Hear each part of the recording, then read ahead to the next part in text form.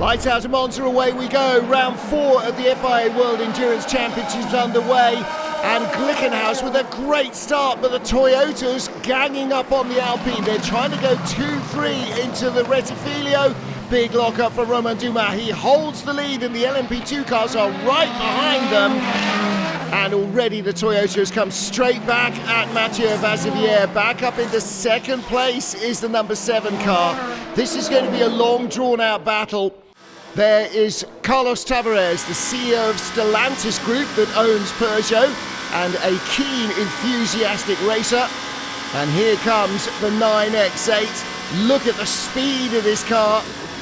Mikkel Jensen in the 93 car from the back of the field, carving his way up the order. They didn't get to set a qualifying time.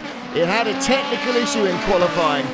Great to see so many fans here in Monza enjoying the action in beautiful sunny weather. And the Peugeot goes steaming around the outside of our LMP2 cars. LMP2 leader in the dark blue car, Will Owen, under pressure now from Louis Delatraz, who goes around the nose in the Rettifilo, does not manage to stay on track. He'll have to give that place back. Will Owen, of course, started that United car at Le Mans, went off on lap 1. Trying to put that behind him here, and Delatraz has run him down, caught up to him. On board, under the banking and up to the Variante Ascari. The Goodyear airship overhead giving a great view to its passengers as the battle rages in GTE Pro. Looks like Ferrari have stabilised the ship. Second place battle in Hypercar, looking back from Jose Maria Lopez. Here comes Mathieu Vaxivière, poor Porsche driver in the middle. Oh, they are zigzagging down. Look at the traffic zigzagging down the straight. Vaxivière can't get past into the Parabolica. Now he does. The Toyota carried in a little too much speed. Vaxivière gets his nose in front. Toyota, we start in 6 laps. Here comes the Toyota. It's got better top speed. But who is going to gain from the traffic in front of them? One LMP2, one GT car, and Vaxivière just holds his nerve and hangs on to second place.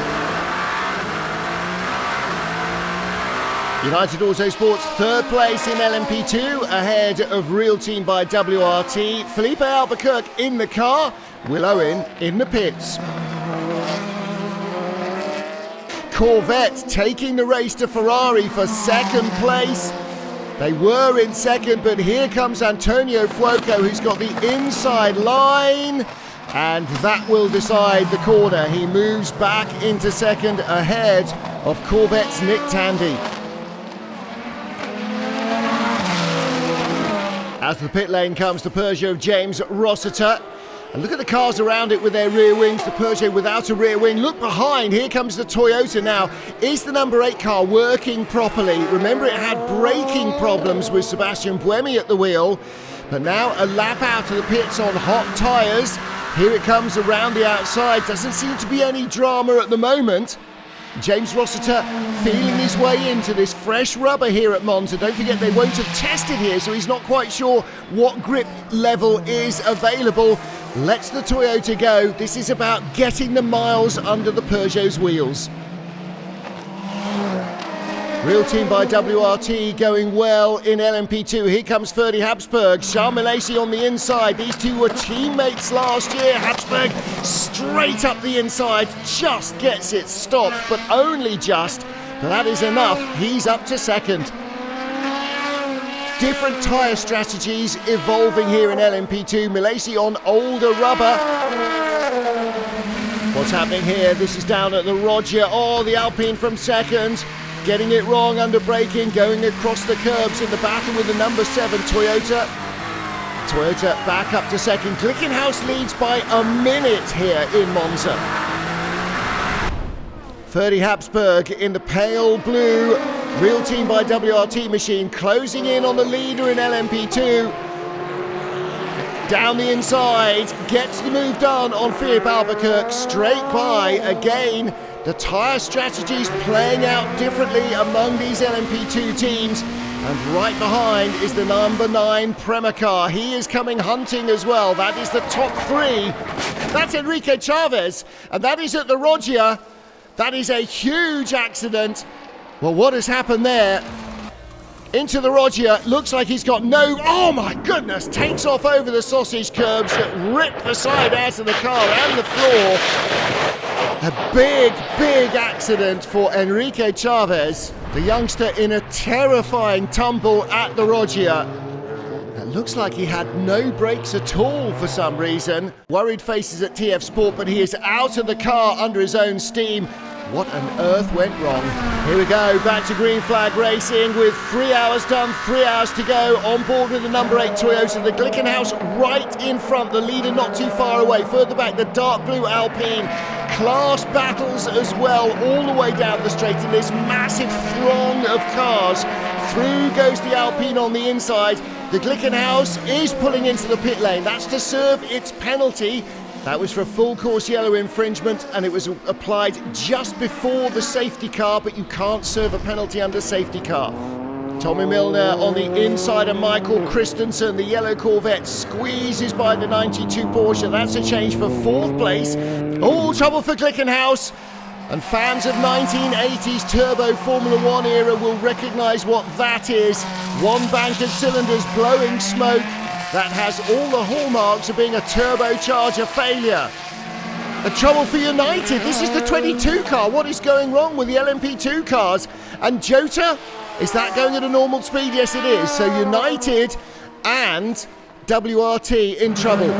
Iron Dames leading and continuing to hold off Harry Tincknell. Rahal Frey, gold-rated driver. Harry Tincknell is a platinum. The Iron Dames still have Michelle Gatting to go. Seb Prio will continue driving for Dempsey Proton. This is going to be a fascinating battle through to the end of the race. The Iron Dames looking for their first ever win in the World Endurance Championship. 5 seconds stop and hold for the GTE Pro leading 51 Ferrari. That is for a data infringement at the last pit stop. And that is going to cost them in such a tough battle. Close the gap to car 7, close the gap to car 7. All too little too late. Hirakara, a lap ago, was trying to get by the number 7 car to escape the Alpine, but the Alpine moves up into 2nd place. Oh, and again, just leaning on his rival at maximum speed down into the chicane, but the Alpine holds its nerve. Vaxivière goes through.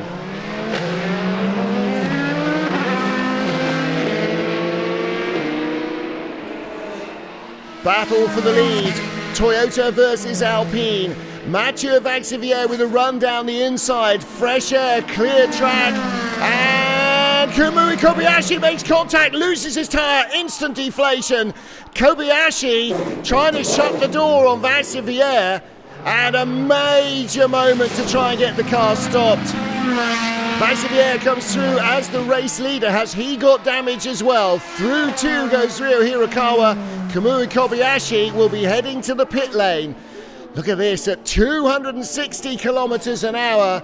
A major incident there for Kamui Kobayashi. Just tries to close off his rival. Didn't judge it right. New leader in GTE AM, the full course yellow has turned the class on its head. The Dempsey Proton Porsche was able to complete the entire stop under full course yellow. Their rivals in the Iron Dames, Ferrari, well, it comes into sight, he's already on the grass. He was trying to go around the 92 Porsche of Kevin S. Jonathan Aberdine left with nowhere to go. Battle for 3rd place in GTE Pro. Alessandro Pierguidi in the red Ferrari right behind 92 Porsche Kevin S. They made contact in Curva Grande and again in the braking area for the Roger. S just pushing the Ferrari straight through, but he ends up losing even more time. Kevin Estre taking the penalty, not making many friends, certainly not with Jota or the Ferrari team.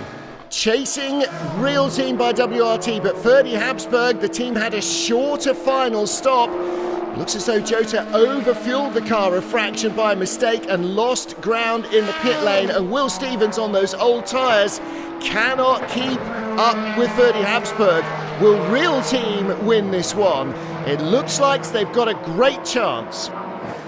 Persia, though, with Loic Duval, will hopefully see the checkered flag with half of their cars, and that's exactly what they came for, to find out what a test car was like as a race car? And the answer is, it's got plenty of potential.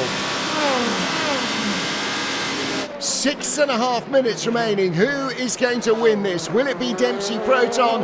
Will it be Iron Dames? Or could Team Project One from third place somehow find the race falling into their lap? Michelle Gatting having to hunt down Harry Tinknell. Final fuel stop with 2.5 minutes to go from Antonio Fuoco, the leader in GTE AM. Will the Corvette have to come in? They have been fuel saving. Have they done enough? 2 minutes. It's going to have to be 2 laps. Have they got enough fuel left in the Corvette? Nick Tandy running towards the end of the race. It will be Alpine who take their second win. Victorious in Sebring, victorious in Monza. They extend their championship lead with their second win of the year.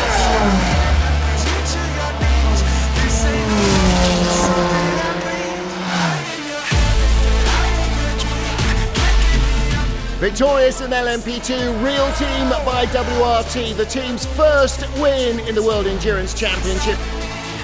Corvette claim victory in GTE Pro.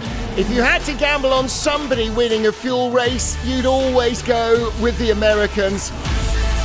Incredible victory in GTE AM for Dempsey Proton. Sebastian Priaulx, Harry Tinknell and the boss, Christian Ried, just ahead of the Iron Dames Ferrari.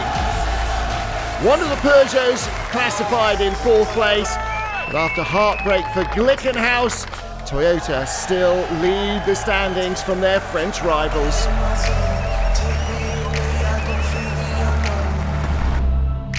You get in my zone.